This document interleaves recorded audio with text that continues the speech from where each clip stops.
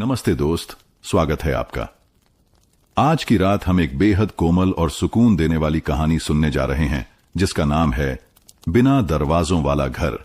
ये सिर्फ एक कहानी नहीं, ये उन दिनों की याद है जब जिंदगी की सबसे बड़ी खुशी सादगी में छुपी होती थी। जैसे जैसे आप इस कहानी में डूबते जाएंगे, आपकी थकी हुई आंखें धीरे धीरे भारी होने लगेंगी और दिल एक अनकही सी राहत महसूस करेगा। अगर ऐसी मीठी नींद लाने वाली कहानियां आपको सुकून देती हैं तो चैनल को जरूर सब्सक्राइब कीजिए। यहां हर 2 दिन में एक नई कहानी आपको सुनाने आती है। और बताइए जरा, आप किस शहर से सुन रहे हैं और अभी आपकी घड़ी में क्या समय हो रहा है। आपके हर कमेंट से, हर लाइक से ये एहसास होता है कि आप वहीं कहीं हैं, सुन रहे हैं और इस नींद भरी दुनिया में मेरे साथ चल रहे हैं। अब चलिए, रोशनी धीमी कर लीजिए, पंखे की हल्की आवाज को महसूस कीजिए और धीरे धीरे आंखें बंद कर लें, क्योंकि अब हम चल पड़ते हैं उस घर की ओर जहां कोई दरवाजा नहीं था और नींद हमेशा खुली मिलती थी। धवलपुर एक ऐसा कस्बा था जो मानो समय की रफ्तार से थोड़ा पीछे चल रहा था। यहां सुबहें धीरे खुलती थीं, दोपहरें नीम की छांव में ठहर जाती थीं और शामें पीले बल्बों की रोशनी में पुरानी कहानियां सुनाती थीं। शहर की आपाधापी से दूर ये जगह किसी पुराने हिंदी उपन्यास की आखिरी पन्नों जैसी थी, थोड़ी भूली हुई पर आत्मा से भरी हुई। इसी कस्बे की बीच की गली में था एक छोटा सा घर जिसकी दीवारें हल्के नीले रंग की थीं और दरवाजा कभी बंद नहीं होता था। हां, आपने सही सुना, उस घर में कोई ताला नहीं था। घर के बाहर लगे लकड़ी के एक पुराने बोर्ड पर हाथ से लिखा हुआ था, यहां कोई ताला नहीं लगता क्योंकि यहां डर नहीं रहता। यह घर था प्रभात नारायण शुक्ला का, 70 वर्ष के वृद्ध पर मन से किशोर। उनका चेहरा सूरजमुखी की तरह खिला हुआ रहता और चाल में वो ठहराव होता जो सिर्फ एक लंबे शांत जीवन का अनुभव ही दे सकता है। उनकी पत्नी थीं शारदा देवी, एक सौम्य स्त्री जिनके चेहरे पर एक अजीब सी स्थायी मुस्कान थी, जैसे उन्होंने जीवन के सारे दुख भीतर छुपाकर दुनिया को सिर्फ स्नेह बांटना चुना हो। इस घर की एक और खास बात थी, यह न सिर्फ ताले से खाली था बल्कि भय से भी मुक्त था। जब लोग पहली बार इस घर के पास से गुजरते तो रुक जाते, चौंकते, कुछ तो मुस्कुराते हुए कहते, क्या साहस है आजकल के जमाने में। लेकिन जो वहां बार बार आते उन्हें पता था कि यह साहस नहीं, एक जीवन दर्शन था, विश्वास की नींव। प्रभात बाबू हमेशा कहते थे, ताले चोरों को नहीं रोकते, बस हमें डराते हैं, और जब आदमी डरने लगता है तब भरोसा मरने लगता है। उनका यह विश्वास कोई नई सोच नहीं थी, बल्कि उनके पिता पंडित बद्री प्रसाद शुक्ला की दी हुई विरासत थी। पंडित जी स्वतंत्रता संग्राम सेनानी थे और उन्होंने कभी अपने घर की कुंडियां नहीं बंद की।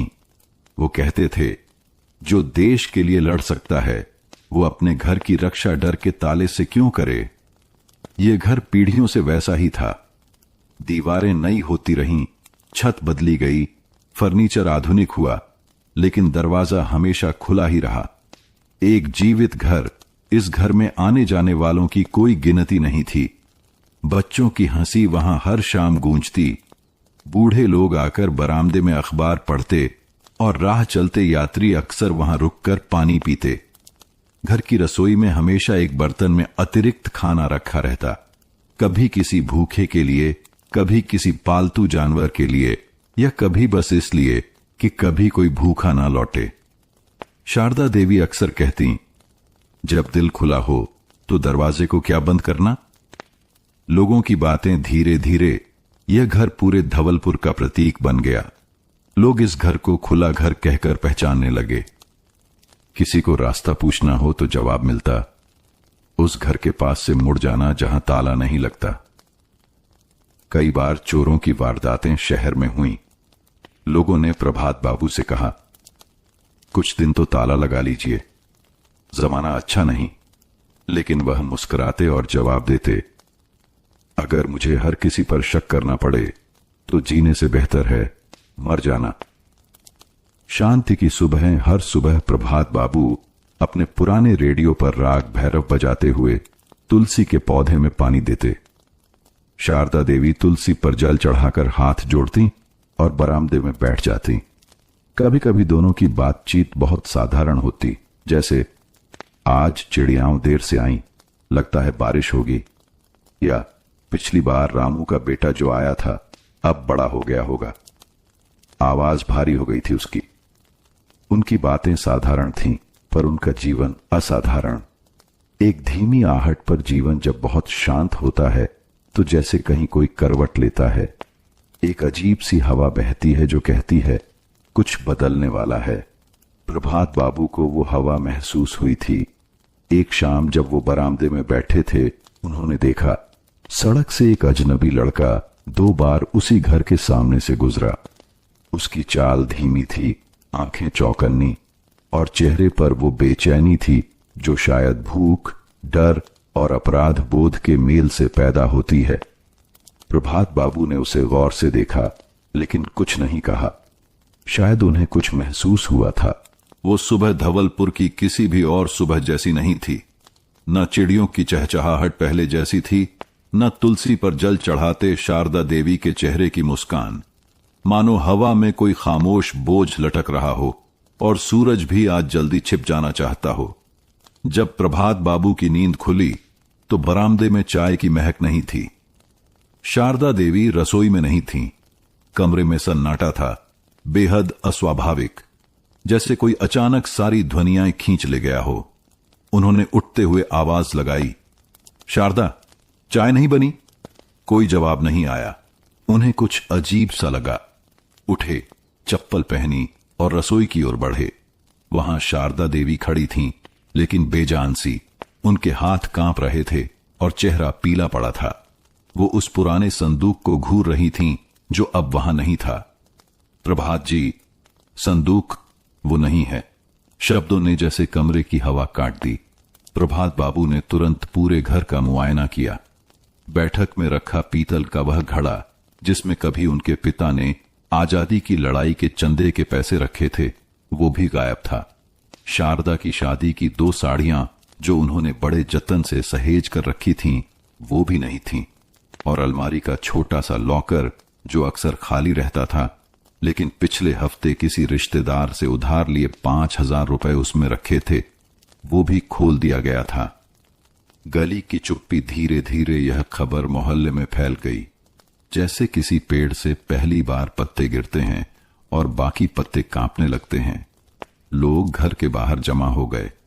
किसी के चेहरे पर चिंता थी, किसी पर दया, और किसी की आंखों में वह सूना सा मैं तो पहले ही कहता था भाव। आजकल भरोसे की कीमत यही रह गई है। ताला तो जरूरी है भाई, दुनिया वही है। लेकिन प्रभात बाबू चुप थे। वो ना गुस्से में थे, न टूटे हुए। वे बस सुन रहे थे, जैसे उनकी आत्मा किसी और आवाज की प्रतीक्षा कर रही हो। एक कागज का टुकड़ा जब सब मुआयना खत्म हो गया तो बरामदे के कोने में शारदा देवी ने कुछ देखा। एक कागज आधा मुड़ा हुआ, नीले स्याही से लिखा, बरामदे के फर्श पर सीढ़ियों के पास पड़ा था। प्रभात जी, ये देखिए। उन्होंने वो कागज उठाया। पेपर पतला था, थोड़ी गंध भी थी, जैसे किसी भीगे हुए कमरे से आया हो। लिखा था, मैं चोर हूं, लेकिन यह पहला घर था जहां मैं दरवाजा नहीं तोड़ सका, क्योंकि वह पहले से खुला था। मैं ले गया सामान, पर छोड़ आया आत्मग्लानि। आपने मुझ पर भरोसा किया और मैंने उसे तोड़ दिया। लेकिन यकीन मानिए, इस घर ने मुझे बदल दिया है। हो सकता है मैं वापस आऊं, कुछ लौटाने या खुद को। एक अजनबी। पूरा मोहल्ला चुप था, जैसे कोई आंधी आई थी और सब कुछ उड़ा नहीं, बल्कि कुछ बहुत गहरे बैठा गई हो। प्रभात बाबू ने वह चिट्ठी 2 बार पढ़ी। उनके होठों पर हल्की सी मुस्कान आई, जो शायद पीड़ा में भी आस्था की झलक थी। शारदा, इस चोरी में कुछ गया है, पर कुछ आया भी है। शारदा देवी ने कोई जवाब नहीं दिया, पर उनकी आंखें गीली थीं। भरोसे की पहली परीक्षा उस रात घर के दरवाजे पर कोई कुंडी नहीं चढ़ाई गई।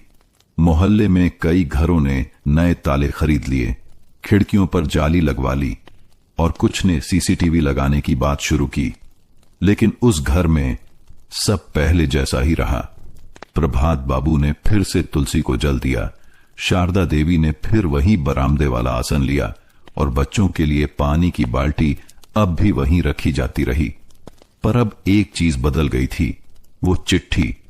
वो चिट्ठी अब बरामदे की दीवार पर एक फ्रेम में टंगी थी, जैसे कोई शपथ पत्र हो, जैसे कोई आईना जो इंसान को उसका चेहरा दिखा दे। चिट्ठी जाने किस हाथ से लिखी गई थी, पर उसके शब्द सीधे दिल में उतर गए थे। उस दिन के बाद प्रभात बाबू रोज सुबह चिट्ठी के पास कुछ देर बैठते, जैसे किसी मौन संवाद में लिप्त हों, जिसे कोई और न समझे, बस एक बूढ़ा और उसकी आस्था। शारदा देवी कभी कभी उनसे पूछती, क्या आपको सच में लगता है वो लौटेगा? वो मुस्कुराते हुए कहते, जिस दिल में अपराध बोध जन्म ले लेता है वो कभी चैन से नहीं रह सकता। लौटेगा या खुद से भागता रहेगा। वो कौन था? उस अजनबी के बारे में कोई कुछ नहीं जानता था। पुलिस को सूचना देने की बात उठी, पर प्रभात बाबू ने इनकार कर दिया। अगर उसे सजा देने से बेहतर है उसे बदलने देना, तो मैं दूसरी राह चुनता हूं। मोहल्ले वालों ने इसे पागलपन कहा, पर धवलपुर में यह पहला पागलपन नहीं था। पहले भी बहुतों ने कहा था, इस घर का ताला न लगाना मूर्खता है, लेकिन शायद कुछ मूर्खताएं ही समाज की नींव बदल देती हैं। चोर की रात अब दृश्य बदलता है। चलिए उस तरफ चलते हैं जहां से चिट्ठी आई थी।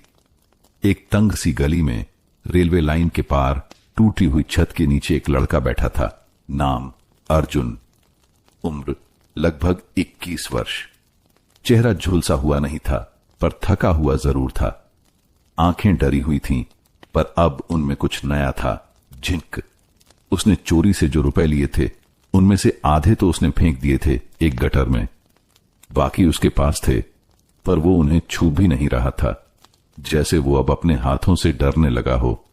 उसने खुद से कहा, मैंने कभी नहीं सोचा था कि कोई मुझ पर भरोसा करेगा। मुझे आदत थी बंद दरवाजों की, ताले तोड़ने की, पर वो घर, उसने मुझे चौंका दिया। उसे याद आया जब वो उस घर में दाखिल हुआ था। कोई आवाज नहीं, कोई डर नहीं। अलमारी खुली, संदूक सामने, कुछ रुपए हाथ में, और फिर उस दीवार पर टंगी तस्वीरें। एक में प्रभात बाबू अपने पोते के साथ हंसते दिख रहे थे, एक में शारदा देवी तुलसी के पास बैठी थीं और एक छोटे बच्चे को पानी पिलाते हुए। वो मेरे जैसे किसी को पानी पिला रही थीं, बिना सवाल पूछे।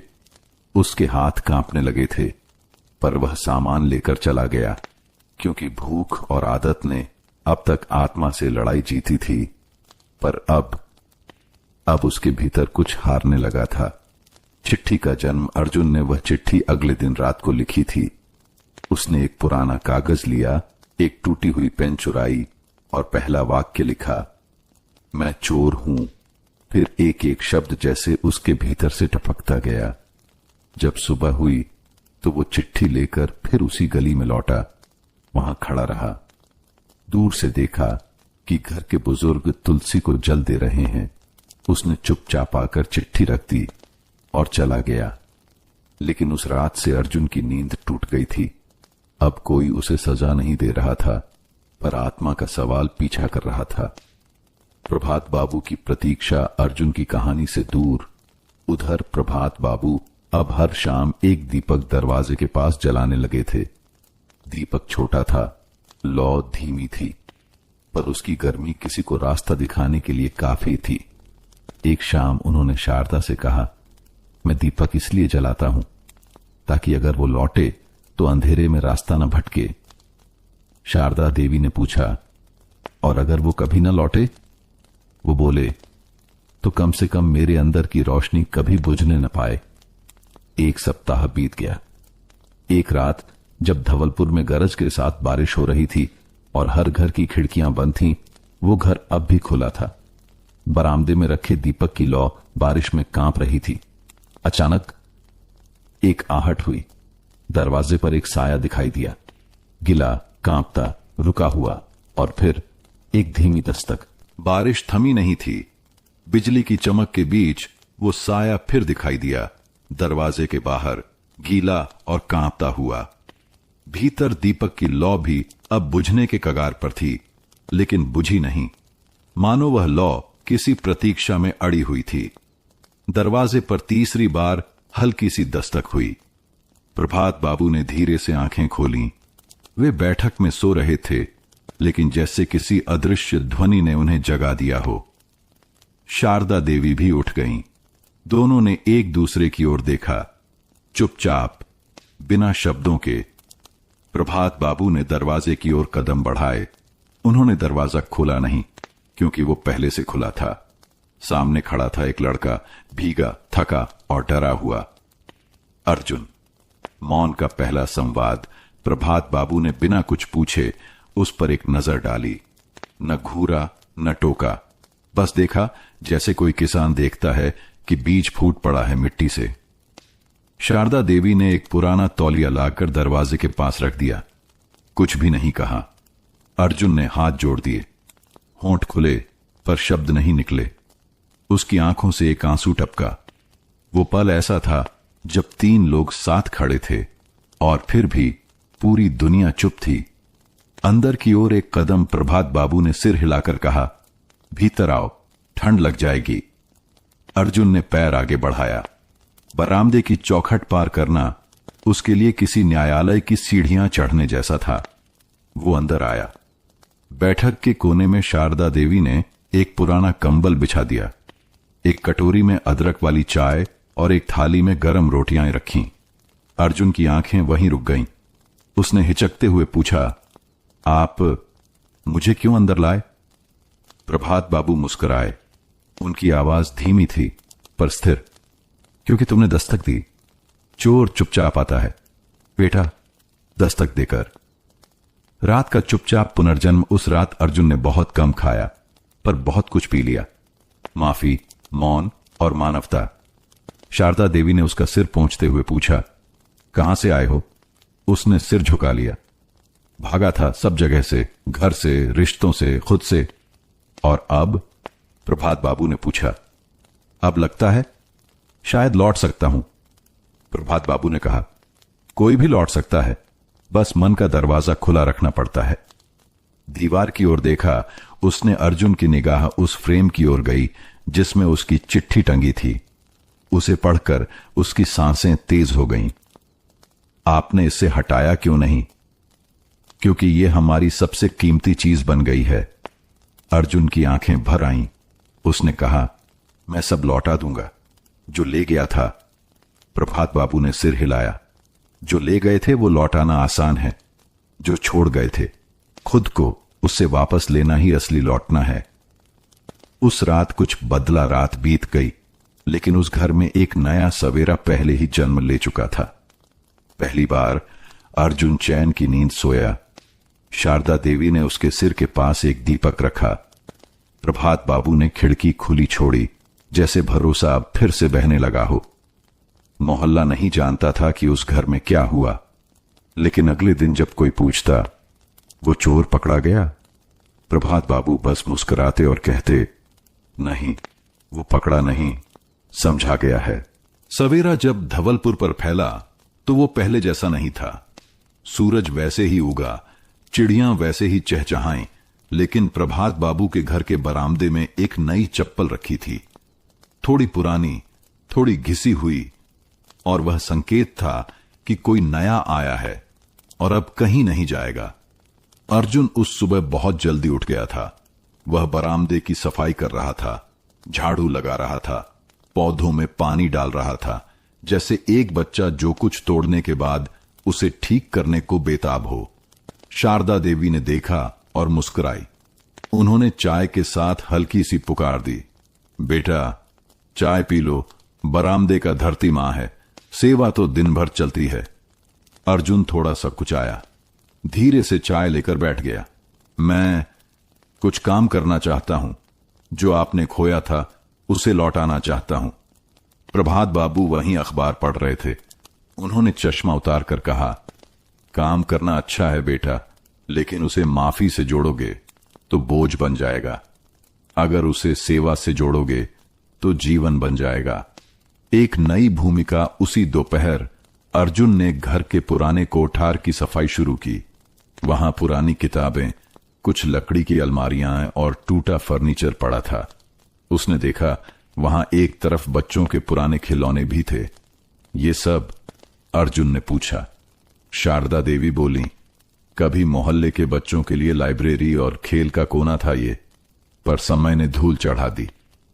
अर्जुन चुप रहा, फिर धीरे से बोला, तो फिर समय को उल्टा बहा लेते हैं। अर्जुन का संकल्प। अर्जुन ने उसी दिन से कोठार को नया रूप देना शुरू किया। वो रोज मोहल्ले के बच्चों से बात करता, उनकी किताबें मांगता, टूटे खिलौनों को जोड़ता और पुराने फर्नीचर की मरम्मत करता। मोहल्ले में खबर फैलने लगी, वो लड़का जो पहले चोर कहलाया गया अब भैया बन गया है।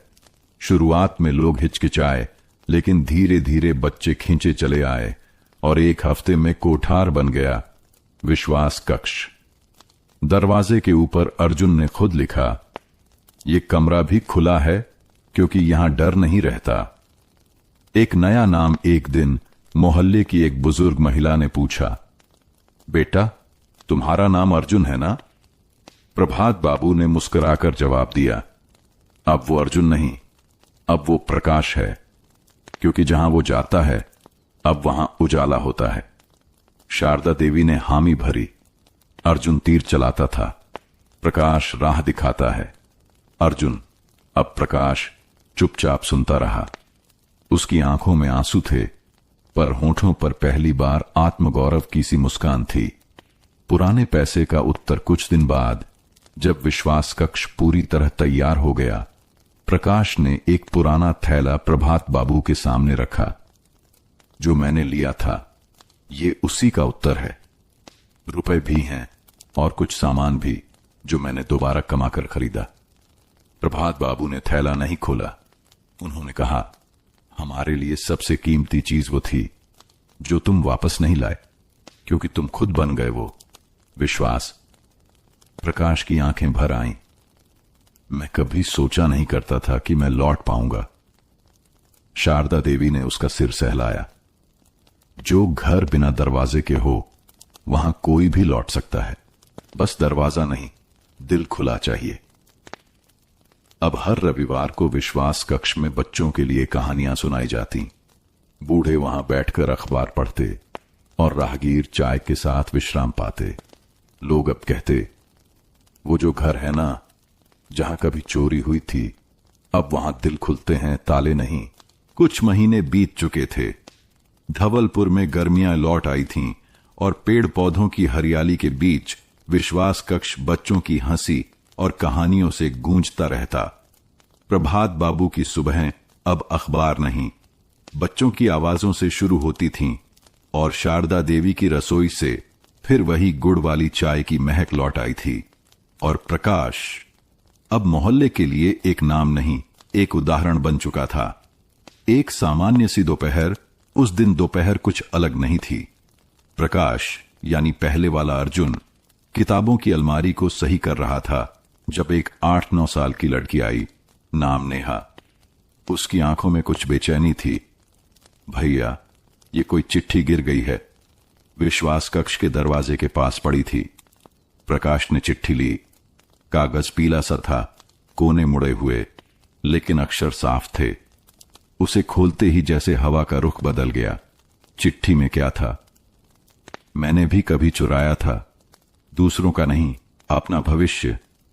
मैं जानता हूं आप कौन हैं, मैं जानता हूं आप क्या थे और अब क्या बन गए, लेकिन मुझे नहीं लगता कि मैं बदल सकता हूं। फिर भी अगर कभी हिम्मत हो तो क्या मुझे भी एक दरवाजा मिलेगा, एक और खोया हुआ इंसान।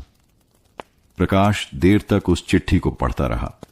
उसका मन जैसे फिर उसी मोड़ पर लौट गया जहां कभी वह खुद खड़ा था। चोरी के बाद अपराध बोध, भागते हुए मन और फिर उस खुले दरवाजे की दस्तक। प्रभात बाबू की सलाह। प्रकाश ने वह चिट्ठी प्रभात बाबू को दिखाई। उन्होंने गहरी सांस ली और कहा, अब तुझसे कोई उम्मीद कर रहा है प्रकाश। अब तू दरवाजा नहीं खटखटा रहा, दरवाजा बन गया है।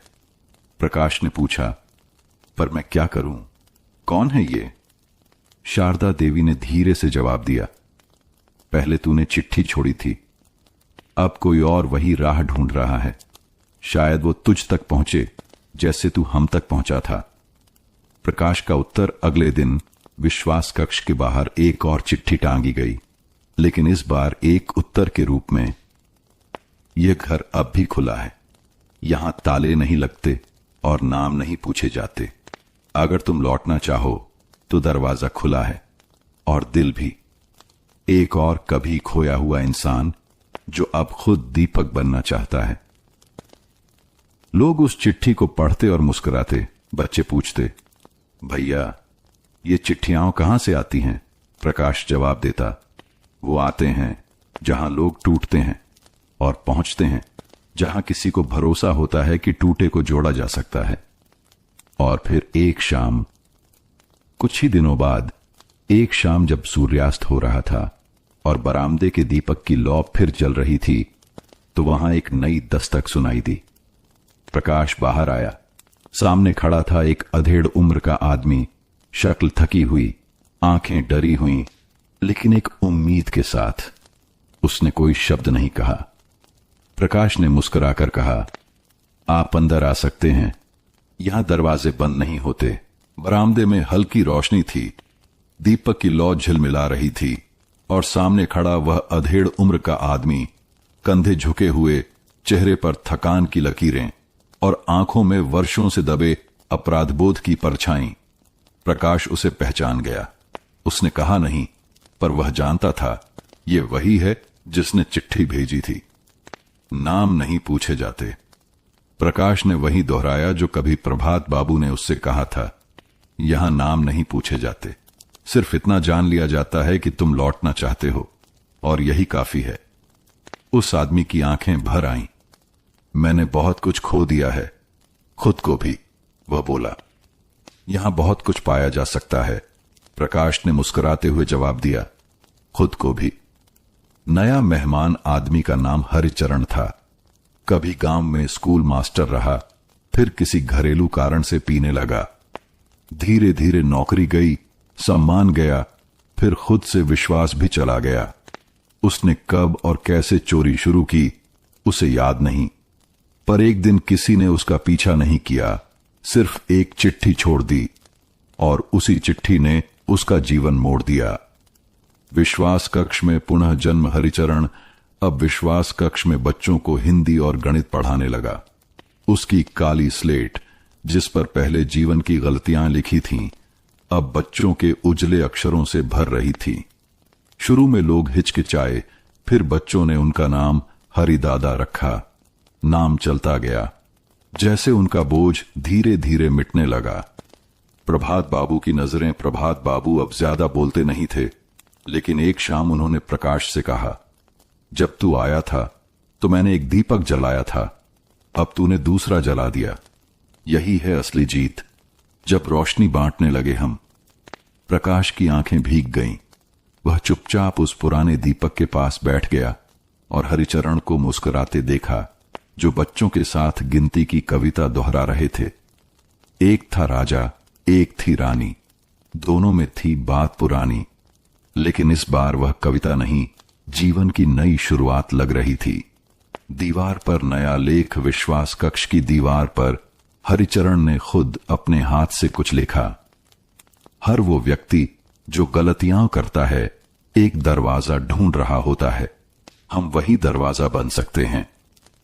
रात को एक दीपक और जला। उस रात घर के सामने एक और दीपक जलाया गया। प्रकाश ने देखा, बाहर रास्ते पर एक छोटा बच्चा रुका, उसकी मां का हाथ पकड़े। उसने दीपक की ओर देखा और पूछा, मां, ये घर कभी बंद नहीं होता क्या? मां ने जवाब दिया, नहीं बेटा, ये घर कभी बंद नहीं होता। गांव में एक पुराना नियम था, जब भी कोई अपना अंतिम समय महसूस करता, वह एक चिट्ठी छोड़ जाता। पर प्रभात बाबू कभी कोई चिट्ठी नहीं लिखते थे।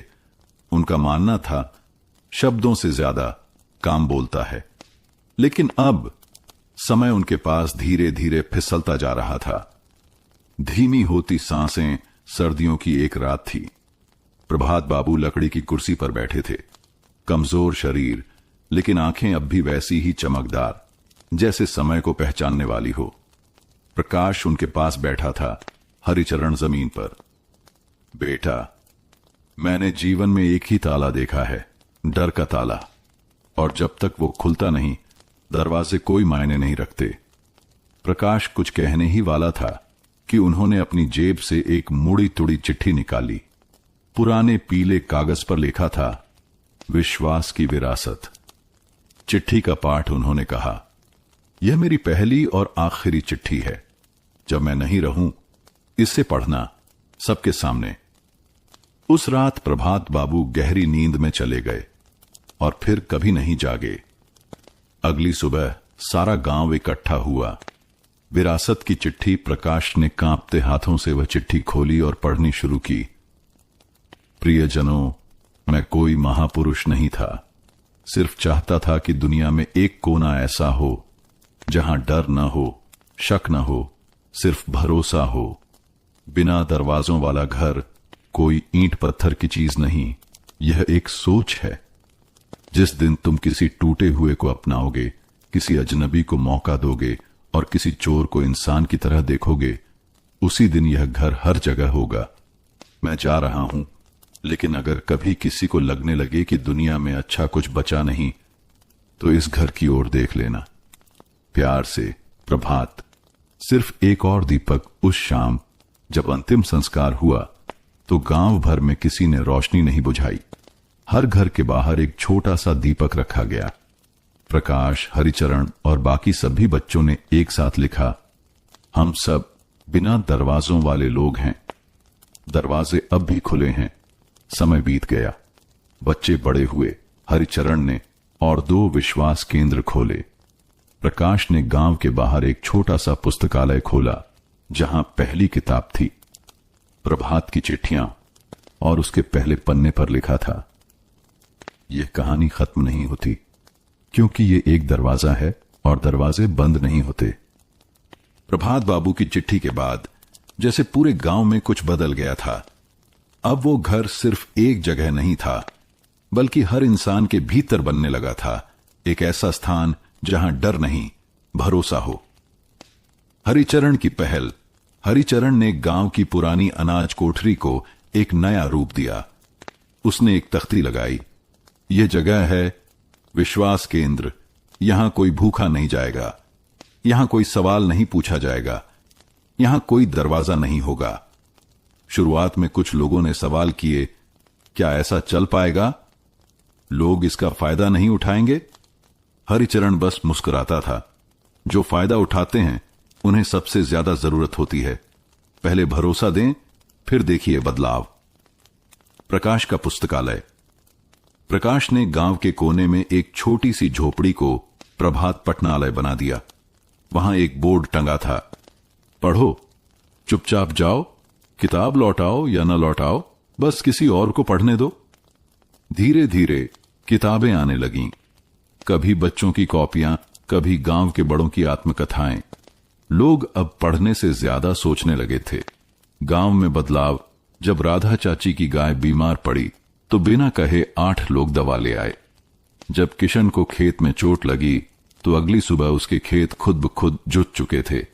जब किसी ने गांव की दीवार पर लिखा, अब लोग मास्क नहीं मुस्कान बांटते हैं, तो किसी ने नीचे जोड़ा, क्योंकि हम सब बिना दरवाजों वाले हो गए हैं। एक चोर की वापसी। इसी बीच एक बूढ़ा आदमी चुपचाप गांव आया, कमजोर, लाठी के सहारे। हरिचरण ने उसे पहचान लिया। वही चोर जिसने वर्षों पहले प्रभात बाबू के घर से सामान चुराया था और चिट्ठी छोड़ी थी।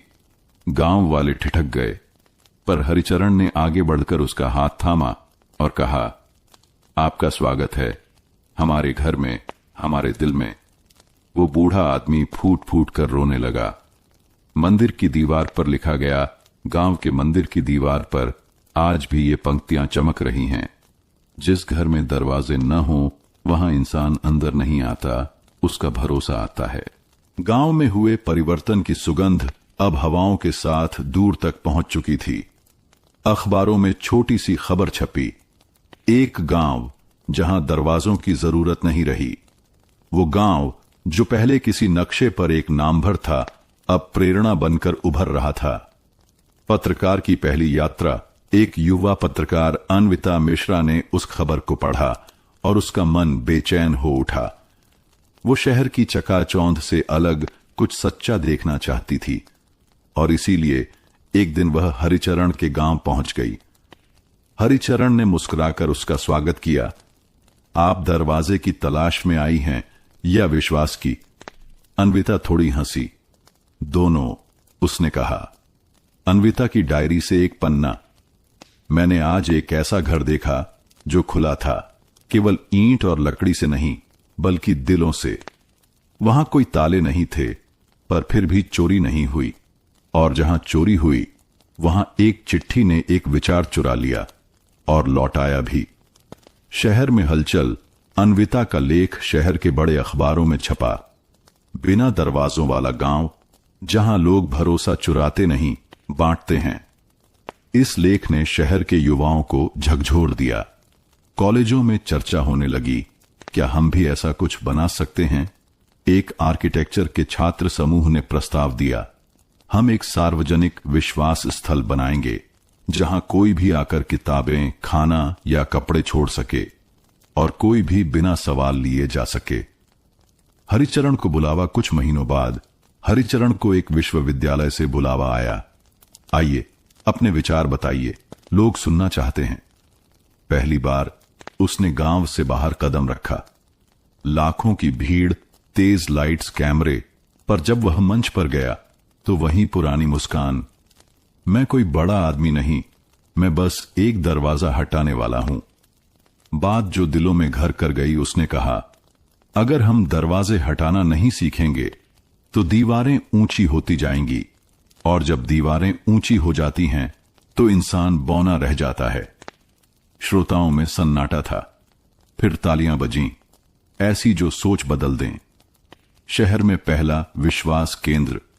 हरिचरण के शब्दों से प्रेरित होकर शहर के एक पार्क में एक छोटा सा कोना बनाया गया। एक छायादार बेंच, एक खुली अलमारी, एक बोर्ड, जो चाहिए ले जाओ, जो बचा है छोड़ जाओ। और बस एक नई यात्रा शुरू हो गई। हरिचरण का शहर में पहला कदम। शहर चमक रहा था। बड़ी इमारतें, तेज भागती गाड़ियां और हर चेहरे पर एक अजीब सी हड़बड़ी। हरिचरण एक पुराने झोले में कुछ किताबें और गांव की मिट्टी लेकर आया था। स्टेशन से बाहर निकलते ही उसे एहसास हुआ, यहां लोग एक दूसरे से टकरा जाते हैं पर आंखें नहीं मिलाते। यहां दरवाजे तो बहुत हैं, उसने सोचा, पर सबसे भारी ताले तो रिश्तों में हैं। राहुल, एक टूटे घर का लड़का। हरिचरण की मुलाकात हुई राहुल से। एक 16 वर्षीय लड़का जो हर रोज स्कूल से लौटकर एक चाय की दुकान पर बैठता था। हरिचरण ने पूछा, घर क्यों नहीं जाते? राहुल ने बिना देखे कहा, घर है पर मां पापा एक दूसरे से बात नहीं करते। दीवारों में दरारें हैं और मन में भी। हरिचरण चुप रहा, फिर धीरे से पूछा, क्या कभी दरार में दीपक जलाया है? राहुल चौंका, क्या मतलब? जहां टूटन हो वहीं से रोशनी आती है, अगर हम वहां स्नेह रख दें। एक छोटा प्रयोग। हरिचरण ने राहुल को कुछ छोटे सुझाव दिए। एक कागज पर मां के लिए एक पंक्ति लिखो। आपको देखा तो सुबह की चाय जैसी गर्माहट याद आ गई। पापा के लिए एक छोटी चिट्ठी, आपके बिना ये घर खामोश लगता है। राहुल ने हिचकते हुए वो चिट्ठियां दरवाजे के नीचे से सरका दी। परिणाम, धीरे धीरे कुछ दिन तक कुछ नहीं बदला। फिर एक दिन राहुल ने देखा, टेबल पर चुपचाप एक किताब रखी थी जिस पर लिखा था, तुम्हारे लिए मां। और उस रात पापा ने कहा, चाय पिएगा बेटा? राहुल की आंखें नम थीं। हरिचरण के शब्द जैसे दीवारों के भीतर पहुंच गए थे। विश्वास की दरार से उजाला। हरिचरण ने उस मोहल्ले में एक दीवार चुनी जहां लोग अक्सर शिकायतें चिपकाया करते थे। उसने उसी दीवार पर लिखा, अगर कोई रिश्ता टूटा हो तो उसकी दरार में एक फूल रख देना। धीरे धीरे वहां रंग बिरंगे कागजी फूल लगने लगे। हर फूल के साथ एक छोटी चिट्ठी होती, माफ कर दिया, अब तुम्हारी याद मुस्कुराती है, चलो फिर से दोस्त बन जाए। शहर में बदलाव की बूंद एक रिपोर्टर ने लिखा। एक गांव से आए बुजुर्ग ने शहर में भी एक बिना दरवाजों वाली जगह बना दी, दिलों में। हरिचरण खुद चुपचाप चल रहा था। एक नया मोहल्ला, एक नया दिल और एक और टूटी जगह। गांव की खामोश रात। गांव के लोग अब भी उस चोरी को नहीं भूले थे। घर अब भी खुला था, पर अब हर कोई जरा सतर्क रहता था। तभी एक रात एक पुरानी साइकिल की आवाज आई, धूल उड़ती हुई, टायर चरमराते हुए, और फिर वही दरवाजा जो कभी बंद न हुआ, धीरे से चर्र की आवाज करता हुआ खुला। हरिचरण दरवाजे पर हरिचरण बाहर निकले और साय को देखा। एक दुबला पतला युवक, चेहरे पर थकान थी, आंखों में पश्चाताप, पैरों में टूटी हुई चप्पलें और पीठ पर एक खाली बोरी। हरिचरण ने पहचान लिया, वही लड़का था जिसने चिट्ठी छोड़ी थी। गांव में एक बार फिर सन्नाटा फैल गया। लोग खिड़कियों से झांकने लगे। हरिचरण की आंखों में सवाल नहीं था। हरिचरण ने केवल पूछा, थक गए हो? लड़का कांपती आवाज में बोला, हां, बहुत। हरिचरण ने दरवाजा पूरी तरह खोल दिया, जैसे कहना हो अब भी कोई ताला नहीं लगा। एक सभा बोली। अगले दिन गांव में पंचायत बुलाई गई। सबका मन भारी था, डर, गुस्सा, असहायता। लेकिन हरिचरण ने सभी से कहा, इसने चोर की तरह लिया, लेकिन एक इंसान की तरह लौट आया है। अगर हम इसका स्वागत न करें तो हम उस घर जैसे नहीं रहेंगे जो बिना दरवाजे के बना था। लड़के की सच्चाई उस युवक ने आंखों में आंसू ली कहा, मैंने वह सब कुछ लिया जो हाथ आया, पर चिट्ठी में जो आपने लिखा था, विश्वास कोई ताला नहीं, एक प्रकाश है, वो मुझे अंदर से तोड़ गई। मैं हर शहर में भागा, पर आपके शब्दों से नहीं भाग सका। गांव की प्रतिक्रिया। एक बुजुर्ग उठे, बोले, तूने गलती की, हां, पर तुझ में लौट आने की हिम्मत थी। तेरा स्वागत है, लेकिन अब तुझसे एक वादा चाहिए। युवक ने सिर झुका लिया। मैं यहीं रहूंगा, काम करूंगा और यह भरोसा लौटाऊंगा। उसका नाम? हरिचरण ने मुस्कुराकर पूछा। तुम्हारा नाम क्या है बेटे? लड़का बोला, आकाश। हरिचरण ने कहा, फिर तू अब इस घर का भी आकाश है। जैसे ये घर खुला है, अब तेरा मन भी खुला रहे। और उस रात गांव के लोग पहली बार उस चोर के लिए खाना लेकर आए। किसी ने रोटियां दी, किसी ने पुराने कपड़े और किसी ने एक कागजी फूल जिस पर लिखा था, विश्वास लौट आया, दरवाजा अब भी खुला है। गांव का नया सपना, जिस गांव ने कभी डर के साए में नींद खो दी थी, अब वहां उम्मीद की महक आने लगी थी। आकाश अब चुप नहीं रहता। वो रोज सुबह हरिचरण के साथ खेतों में जाता, बुजुर्गों के साथ बैठकर उनके अनुभव सुनता और सबसे ज्यादा गांव के बच्चों के साथ खिलखिलाता। पर एक दिन उसने कहा, मैंने लिया था बिना इजाजत, अब कुछ लौटाना चाहता हूं बिना शर्त।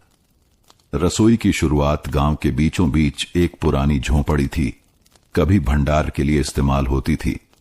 उसे आकाश ने साफ किया, चूना पुताई की, दीवार पर एक लकड़ी की पट्टी टांगी। भरोसे की रसोई, जो चाहिए ले जाओ, जो बन पड़े छोड़ जाओ, कोई दरवाजा नहीं। गांव वालों की दुविधा शुरुआत में लोग हिचकिचाए, अगर सब लेकर चले गए तो? हरिचरण ने मुस्कुराकर कहा, ताले वाले घर में भी चोरी होती है। यहां अगर कुछ चुराया गया तो वो हमारी उम्मीद नहीं होगी, बल्कि हमारी परीक्षा। पहली रात रसोई में रखा गया था एक बोरी चावल, 2 किलो दाल, कुछ आलू और एक कागज। जरूरत से ज्यादा मत लेना, पीछे कोई भूखा हो सकता है। अगली सुबह थोड़ा चावल गया था, थोड़े आलू भी, लेकिन एक नया पैकेट नमक और कुछ टमाटर रखे मिले। धीरे धीरे एक महिला ने आकर 2 रोटियां छोड़ी। एक लड़का स्कूल जाते समय गुड़ की डली रख गया। एक बुजुर्ग ने अपनी पेंशन से चाय पत्तियां दान की और वो रसोई चल पड़ी। बिना ताले, बिना चौकीदार। एक दिन एक खत, एक महिला ने एक नोट छोड़ा। मैं विधवा हूं, 2 बच्चे हैं। कभी लगता था दुनिया पत्थर है। इस रसोई से सिर्फ खाना नहीं, मैंने भरोसा पाया है। हरिचरण ने वो पंक्तियां गांव की चौपाल पर पढ़ी। लोग खड़े हुए, नारे नहीं, सिर्फ मौन सम्मान में। आकाश का बदलाव। आकाश अब गांव का सिर्फ निवासी नहीं था, वह बन गया था विश्वास का रक्षक। कभी जो चोरी करके भागा था, अब रोज दूसरों की थालियों में उम्मीद परोसता था। गांव की दीवार पर लिखा गया, भरोसा बंद दरवाजों में नहीं पलता, वह खुली बाहों, खुले दिल और खुली रसोई में जीता है। अफवाह की आंधी। रात के 8 बजे चौपाल पर एक दौड़ता हुआ लड़का आया। अम्मा कह रही थीं, शहर से कुछ अजनबी गांव में घुसे हैं और शायद भरोसे की रसोई को लूटने आए हैं। लोग सन्न रह गए। कुछ ने कहा, कहां था, ताला लगाओ। कुछ ने कहा, अब भी समय है। हरिचरण शांत रहे। बोले, जिस पर भरोसा नहीं था, हमने उसी से भरोसा सीखा था। अब भरोसे की रक्षा हथियार से नहीं, अपने दिल से करनी होगी। रात का पहरा। रसोई के पास कुछ युवा बैठ गए, पर हाथ में लाठी नहीं, बस चाय के कप और कहानियों की बुनाई। किसी ने कहा, अगर कोई आए तो पूछना, भूखा है क्या? किसी ने जोड़ा, अगर हां कहे तो पहले खाना देना। वो आए। रात करीब 2:30 बजे 3 परछाइयां दिखीं, धीरे धीरे पास आईं। एक आदमी, एक औरत और उनके साथ एक छोटा बच्चा। चौकी पर बैठे मोहन ने पूछा, भाई भूख लगी है क्या? आदमी रुका, कांपती आवाज में बोला, हम भागे हुए हैं, पेट में 2 दिन से कुछ नहीं गया, डर था कि लोग भगा देंगे। मोहन हंसा नहीं, डराया नहीं, बस कहा, आओ पहले कुछ खा लो, फिर सुना देना कहानी। सुबह की चिट्ठी। अगली सुबह रसोई में एक कागज पड़ा मिला। हम वो नहीं थे जिनसे डर था, लेकिन आपने जो दिया वो सिर्फ खाना नहीं था, आपने हमें इंसान होने का एहसास दिया। अब हम भी अपनी जगह एक भरोसे की रसोई बनाएंगे। गांव की प्रतिक्रिया। अब गांव को अफवाहें डराती नहीं थीं। अब वहां एक नया नियम था, जो डराता है उससे लड़ो नहीं, उसे भरोसे से जीत लो।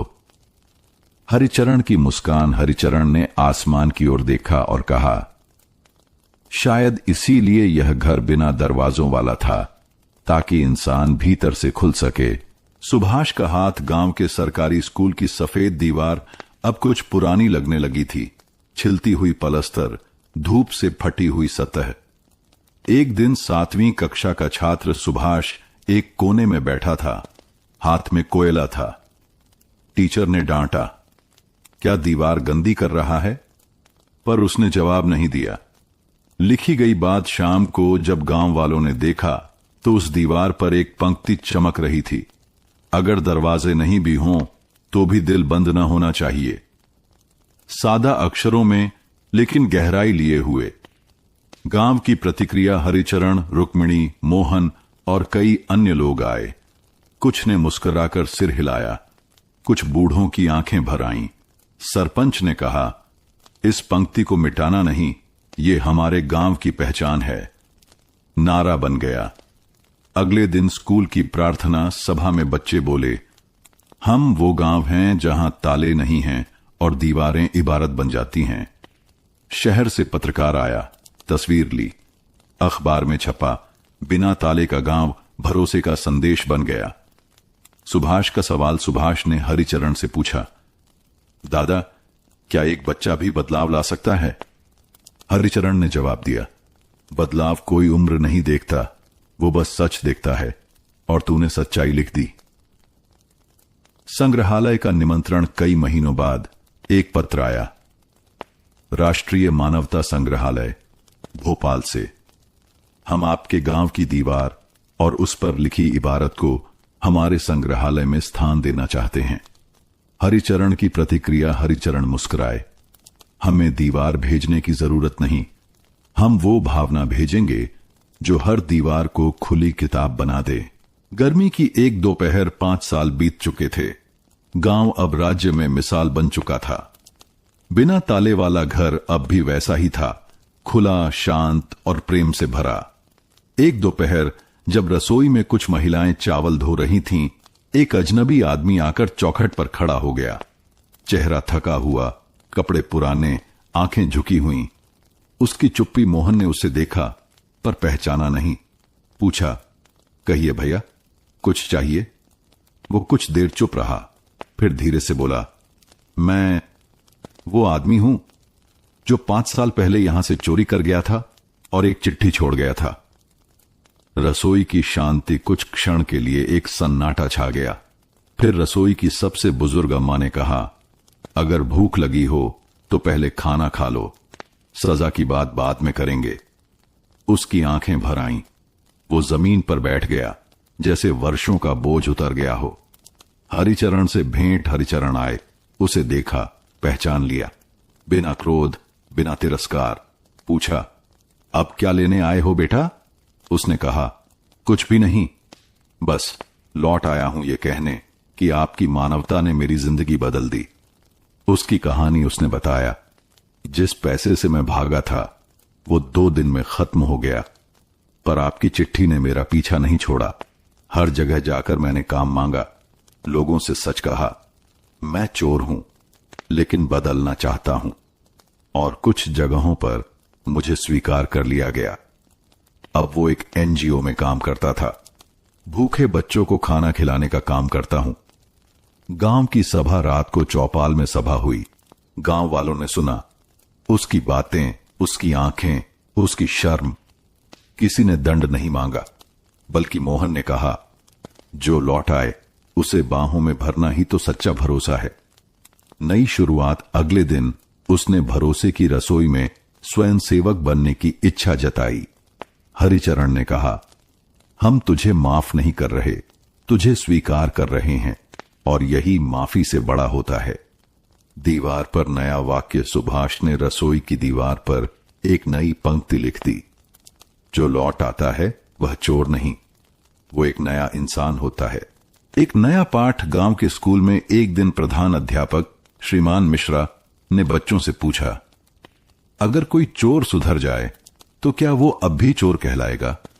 बच्चे चुप, कुछ उलझे हुए, कुछ सोच में। फिर एक लड़की उठी, मीनू, अगर बीज से पेड़ बन जाए तो हम उसे बीज तो नहीं कहते ना? मिश्रा जी मुस्कुराए। ठीक कहा, आज से हम भरोसे की पढ़ाई शुरू करेंगे। मानवता की शिक्षा नए विषय का नाम रखा गया। मानवता की शिक्षा बच्चों को सिखाया गया। माफी मांगना कमजोरी नहीं, हिम्मत है। हर इंसान में बदलाव की ताकत है। किसी के अतीत को नहीं, वर्तमान को देखो। हर हफ्ते एक सत्र होता जहां जीवन की कहानियां सुनाई जाती। पहली कहानी थी बिना दरवाजों वाले घर की। चोर बना शिक्षक, वो लौटे हुए चोर अब गांव में सत्येंद्र भाई के नाम से जाने जाते थे। अब स्कूल में हर महीने आते, बच्चों से खुलकर बात करते। मैंने चोरी की थी, पर सबसे बड़ा अपराध तब किया जब खुद से भरोसा खो दिया था। बच्चे उनकी आंखों में वो सच्चाई देखते जिसे किताबें नहीं सिखा सकती। हर बच्चा बना रक्षक। गांव के बच्चों ने प्रण लिया, हम किसी पर शक करने से पहले उससे बात करेंगे। और फिर जो हुआ वो गांव की पहचान बन गया। एक दिन ऐसा आया, एक दोपहर बाहर से एक व्यापारी गांव आया, महंगी घड़ी पहने, बड़ी कार में। उसने पूछा, तुम लोग ताले क्यों नहीं लगाते? मीनू ने जवाब दिया, क्योंकि हम मानते हैं कि अगर कोई कुछ ले जाए तो उसकी जरूरत होगी, लालच नहीं, और जरूरतमंद को देना चोरी नहीं होता। व्यापारी स्तब्ध था, पर ऐसा कहां होता है दुनिया में? मीनू मुस्कुराई, यहां होता है जहां इंसान पर भरोसा अब भी जिंदा है। दुनिया की नजरों में गांव या पाठशाला सिर्फ किताबों तक सीमित नहीं रही। राज्य सरकार ने मॉडल स्कूल घोषित किया। टीवी, पत्रकार, फिल्मकार सब आने लगे, पर गांव वालों का विश्वास वैसा ही रहा, स्थिर, शांत और जमीन से जुड़ा। रात का सन्नाटा, एक साया गांव की वो शांत रात थी। सभी अपने अपने घरों में सो रहे थे, बिना ताले, बिना डर। पर उस रात गांव की सीमा पर बने पुराने वीरान घर में एक परछाई दाखिल हुई। वो घर वर्षों से बंद पड़ा था। कभी गांव के सबसे अमीर जमींदार का था, अब जर्जर खंडहर सा। पर उस रात एक साया चुपचाप भीतर गया और एक संदूक खोलकर कुछ बाहर निकाला। कुछ लेकर नहीं, देकर गया। सुबह बच्चे खेलते हुए वहां पहुंचे। दरवाजा खुला था, पर भीतर का दृश्य चौंकाने वाला था। जंग लगा संदूक खुला पड़ा था। उसमें से कुछ किताबें, पुराने गहने और एक पुर्जा बाहर रखा था। मैंने जिनसे चुराया था अब उन्हें लौटा रहा हूं। इस गांव ने मुझे सिखाया कि सच्चा इंसान बनना मुमकिन है। यह आखिरी ताला था जो मेरे भीतर लगा था, अब वो भी खोल दिया। दस्तखत नीचे था। एक भूतपूर्व चोर गांव की बैठक। गांव के बुजुर्ग, युवा और बच्चे सब इकट्ठा हुए। वो चिट्ठी पास से पढ़ी गई। कोई गुस्सा नहीं था, सिर्फ मौन। फिर कोई बोला, शायद हर चोर को एक मौका चाहिए, एक ऐसा गांव जो उसे इंसान मान सके। आखिरी ताला का अर्थ उस घटना ने गांव में एक नई परंपरा शुरू की। अब हर नवविवाहित जोड़ा शादी के बाद अपने घर का ताला खोलकर फेंक देता और एक पेड़ लगाता। उसे कहा जाता आखिरी ताले का पेड़। वो पेड़ गांव के मैदान में बढ़ते रहे। सिर्फ हरियाली नहीं, भरोसे की छाया भी फैली। विश्वास का वृक्ष। गांव के बच्चों ने एक कविता बनाई। न ताले, न दीवारें, न डर की तलवारें, यहां हर दरवाजा खुला है, इंसानियत की पुकार है। शहर से आया पत्रकार, नाम था अश्विन मेहरा। एक राष्ट्रीय अखबार में काम करता था। आकर्षक चेहरे, पैनी निगाहों वाला, लेकिन भीतर थोड़ा थका हुआ आदमी। वो विश्वास नहीं करता था कहानियों में, उसे तथ्य चाहिए होते थे, ठोस आंकड़े, बोलते चित्र। पर जब उसने सुना एक गांव जहां कभी ताले नहीं लगे और चोरी के बाद भी दरवाजे नहीं बंद हुए, उसने सोचा जरूर कोई चाल है। पहला अनुभव। बिना दस्तक के आमंत्रण अश्विन गांव पहुंचा तो पहला दृश्य था एक बच्चा खेत से लौटता दिखा, पीठ पर बैग, हाथ में साइकिल। बच्चा रुककर बोला, आप नए आए हैं, पानी पीना है, चलिए हमारे घर। अश्विन चौंका, तुम्हारे माता पिता नाराज नहीं होंगे? बच्चा बोला, यहां कोई भी नाराज नहीं होता जब कोई प्यासा दरवाजा खटखटाए। दूसरा अनुभव। खुला घर, खुला दिल। घर में मां ने बिना सवाल उसे खाना परोसा। वो पूछ न सका, आपको डर नहीं लगता किसी पराये से? मां मुस्कुराई, डर तब होता है जब कुछ छुपाना हो। हमने कभी कुछ छुपाया नहीं, इसीलिए डर कैसा। तीसरा अनुभव। वो चिट्ठी की चर्चा रात को गांव की चौपाल में जब सब बैठे थे, किसी ने फिर से उस चोर की चिट्ठी पढ़ी। अश्विन ने पूछा, क्या आपको कभी पछतावा हुआ कि आपने दरवाजे बंद नहीं किए? हरिचरण बोले, अगर हमने ताले लगाए होते तो वो आदमी भी कभी ना लौटता। इंसान को लौटने का दरवाजा खुला रखना चाहिए। रात में अकेले अश्विन ने रात उसी खुले घर में बिताई जहां कभी चोरी हुई थी। वो डर के कारण नहीं सो पा रहा था, लेकिन रात के तीसरे पहर जब उसने छत से तारों को देखा और एक वृद्ध की धीमी बांसुरी सुनी तो उसके भीतर का दरवाजा खुल गया। सुबह रिपोर्ट नहीं, आत्मकथा। सुबह लौटते समय उसने अपनी डायरी में लिखा, मैं एक कहानी ढूंढने आया था, लेकिन अपने भीतर की एक दीवार खोली है। ये गांव एक सबक है कि विश्वास कोई अबू शब्द नहीं, बल्कि जीने का तरीका है। कुछ महीने बीते। अश्विन की रिपोर्ट छपी, जहां भरोसा सांस लेता है, बिना ताले का गांव। लोगों ने पढ़ा और कोई रोया तो किसी की यादें हिल गईं। बहुत से लोग थे जो कभी इस गांव से गए थे, शहरों में, विदेशों में, जिन्हें लगता था गांव अब पुराना हो गया, वो प्रेम, वो अपनापन अब कहां। लेकिन अब वो लौटने लगे। लौटने वाले रेखा, राकेश और रमेश काका। रेखा, जिसने 10 साल पहले शादी के बाद शहर को चुना, अब 2 बच्चों के साथ लौटी। बोली, मैंने बच्चों को बहुत कुछ सिखाया, लेकिन भरोसे की भाषा नहीं सिखा पाई, अब यहीं सिखाऊंगी। राकेश आईटी कंपनी में काम करता था। बोला, हर दिन पासवर्ड बदलता था, लेकिन यहां रिश्ते बिना पासवर्ड के चलते हैं। यही असली सिक्योरिटी है। रमेश काका बूढ़े हो चले थे, 70 की उम्र में लौटे। कहते थे, अब शरीर थक गया है, लेकिन आत्मा यहीं चैन पाएगी। गांव में बदलाव, लेकिन आत्मा वही जिन्होंने पहले गांव छोड़ा था। अब वहीं लौटकर स्कूल खोले, पुस्तकालय बनाए, मिट्टी के घरों को नए रंग दिए, लेकिन ताले फिर भी नहीं लगे। वो जानते थे, जो सबसे सुरक्षित है वो दिल की दीवारों पर लिखा होता है, और वहां कोई चोर नहीं पहुंच सकता। चोर की दूसरी चिट्ठी। एक रात फिर किसी ने देखा, गांव के मंदिर के पास एक चिट्ठी पड़ी थी। लिखा था, मैं अब चोर नहीं रहा, आपने मुझसे चोरी करके मेरे भीतर का डर छीन लिया। अब मैं लोगों को सिखाता हूं कि खुलापन क्या होता है। किसी दिन लौटूंगा, एक दीपक लेकर उस दरवाजे पर जो कभी बंद नहीं हुआ था। बिना दरवाजों वाला घर, एक आंदोलन। अब ये गांव सिर्फ गांव नहीं रहा, एक प्रतीक बन गया। टीवी, इंटरनेट, किताबें, सबने इसका जिक्र किया, पर जो आए उन्हें एहसास हुआ ये कोई चमत्कार नहीं, बल्कि बहुत साधारण और बहुत सच्चा जीवन था। गांव की सर्द रात थी। मौन गहराता जा रहा था। चांद अधूरा था, लेकिन किसी के कदम पूरे थे। एक बूढ़ा आदमी, सर पर सफेद टोपी, हाथों में धीमी लौ वाला दीपक लिए हर घर के सामने रुकता था। दरवाजे नहीं थे, लेकिन वह फिर भी रुकता। जहां दरवाजा नहीं होता, वहां दहलीज और भी पवित्र हो जाती है। वो हर घर की सीढ़ी पर दीपक रखता, फिर सिर झुकाकर एक क्षण ठहरता। कोई जानता नहीं था उसका नाम, कभी किसी ने सवाल नहीं पूछा, वो बोलता भी नहीं। पर जब वो लौटता, सुबह तक पूरे गांव में दीपक जलते मिलते, और हर दीपक के नीचे एक पत्ता होता, नीम का पत्ता। लोग समझते, कड़वे सच के साथ जलती है सच्ची लौ।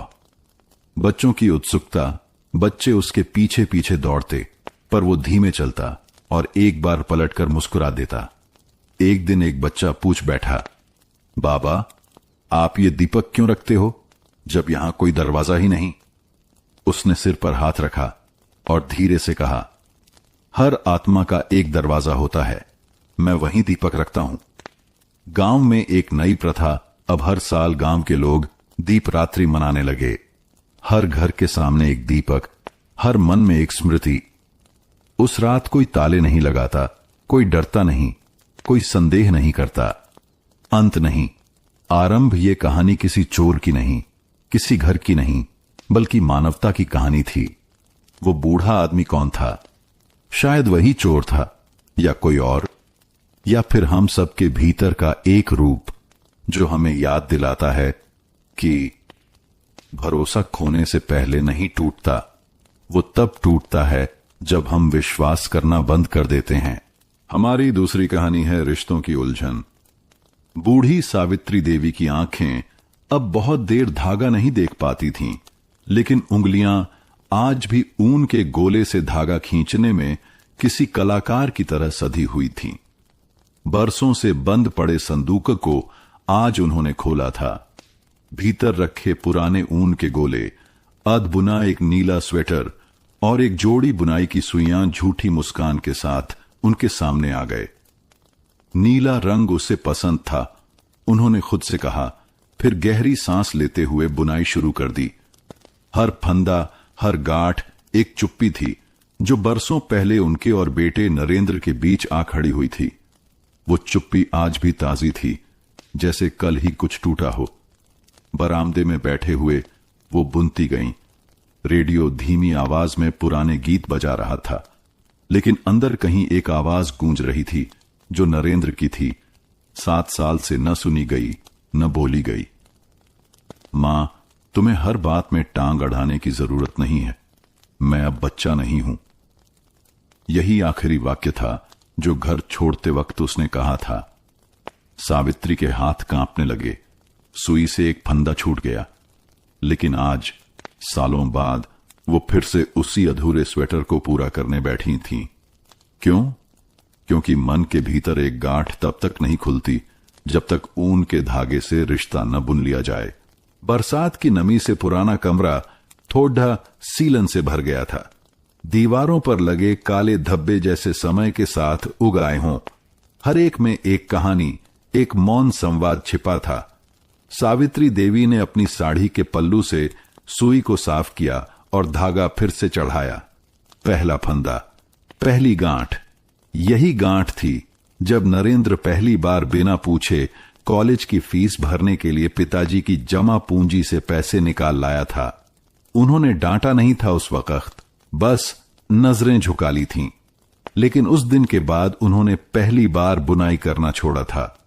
ऊन का वही गोला जो आज उनके हाथों में था, तब भी अधूरा रह गया था। कभी कभी रिश्ते बातों से नहीं, खामोशियों से उलझते हैं, उन्होंने मन में सोचा। तभी दरवाजे की घंटी बजी। धड़कनें जैसे एक पल को रुक गईं। क्या वो?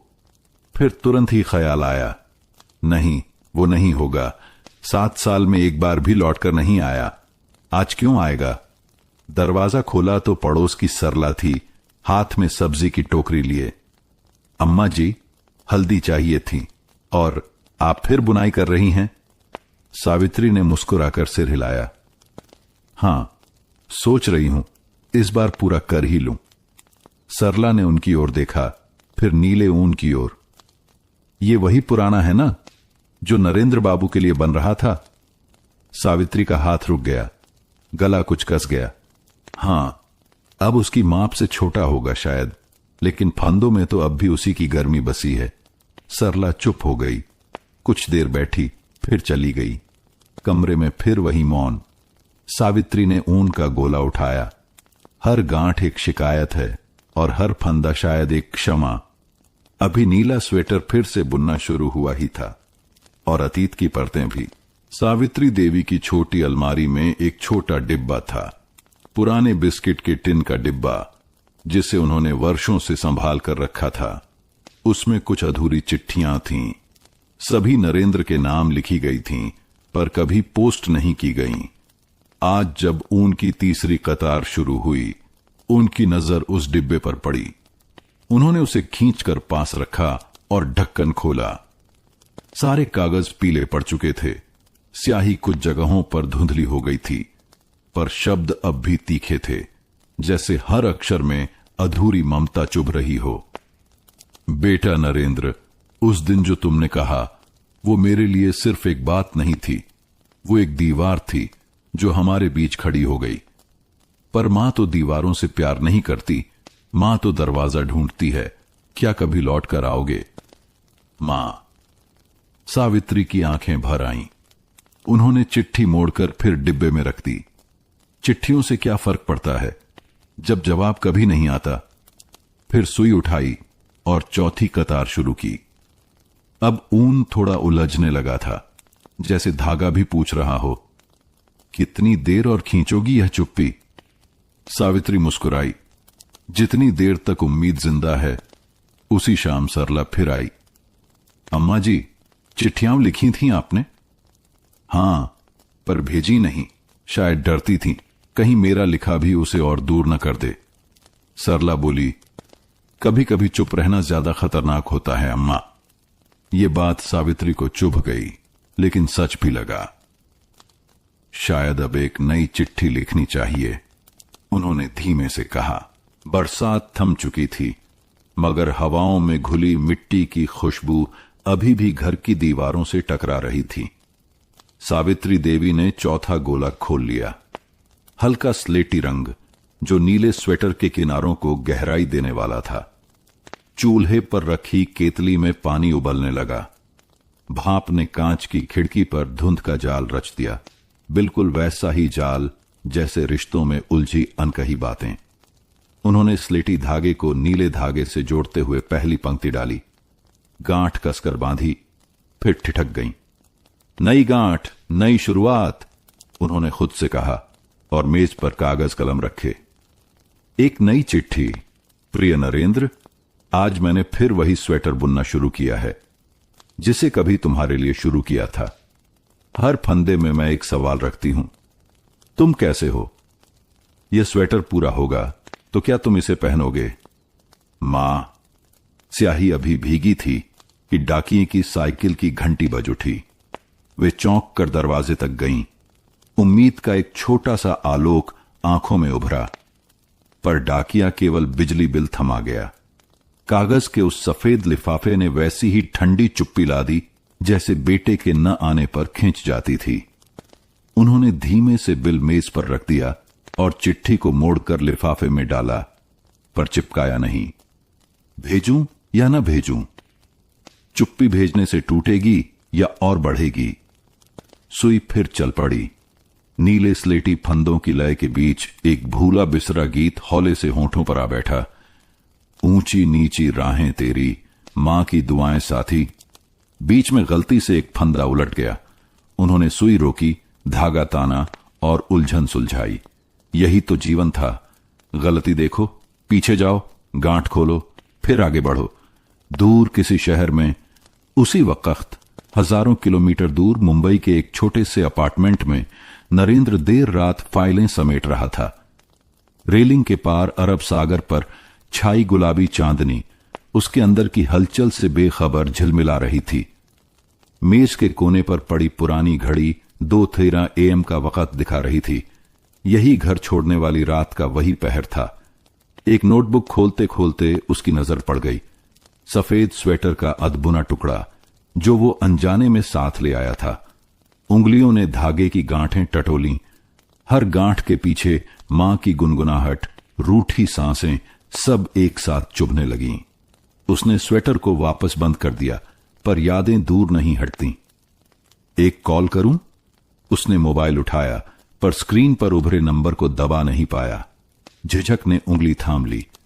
वापस गांव में नीला स्लेटी पैटर्न अब कलाई तक आ चुका था। सावित्री ने सुई हटा दी और टेबल पर रखी पुरानी एल्बम निकाली।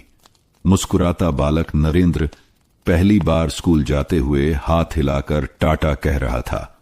उस दिन उसने नीली स्वेटर पहनी थी, मां की ही बुनाई। उन्होंने धीरे से तस्वीर सहलाई, फिर आंखें बंद कर लीं। मन ही मन एक प्रार्थना की, मेरे बच्चे को हमेशा गर्माहट मिले, चाहे मेरी बाहें दूर ही क्यों ना हों। खिड़की के बाहर से हवा के साथ मंदिर की आरती की घंटियां सुनाई दी। स्लेटी धागा समाप्त हो चुका था। अब बारी थी अंतिम नीली किनारी की, रिश्ते की आखिरी परत, जहां गांठ नहीं केवल सिलाई होती है। उन्हें लगा अगर यह स्वेटर पूरा हो गया तो शायद चुप्पी भी सिल जाएगी। उन्होंने टेबल लैंप बुझाया, चिट्ठी को लिफाफे में बंद किया और इस बार चिपका दिया। कल सुबह पहली डाक से उनकी हथेलियों ने स्वेटर को सहलाया। फंदों से धीरे धीरे रात की नीरवता झरने लगी। कहीं दूर मोबाइल स्क्रीन पर नरेंद्र की उंगली मां के नाम पर ठहरी रही। समुद्र की लहरों की धीमी गूंज कमरे के सन्नाटे से टकरा रही थी, बिल्कुल वैसे ही जैसे मां बेटे की अनकहा संवाद मनों के सन्नाटे में गूंजता रहता है। रात एक नई गांठ बांधकर सो गई।